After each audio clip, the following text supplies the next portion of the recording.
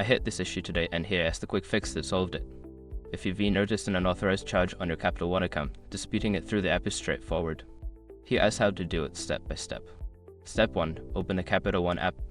Launch the Capital One app on your smartphone. Make sure you are logged into your account to access your transaction history. Step 2. Navigate to Transactions. Once logged in, go to the Accounts tab and select the account with the charge you want to dispute.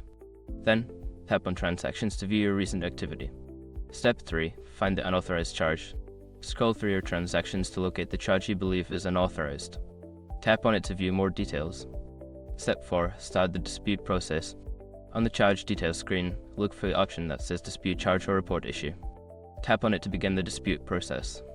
A quick note, if you don't see the dispute option, make sure the charge is not pending, as only completed transactions can be disputed.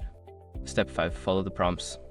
Before filing a refund or dispute, use the *com link in the description to open a refund dispute deadline calculator and confirm your deadline. Once you've submitted your dispute, keep an eye on your email for updates from Capital One. They will typically reach out with the next steps. Good luck, and I hope this helps you resolve your issue quickly.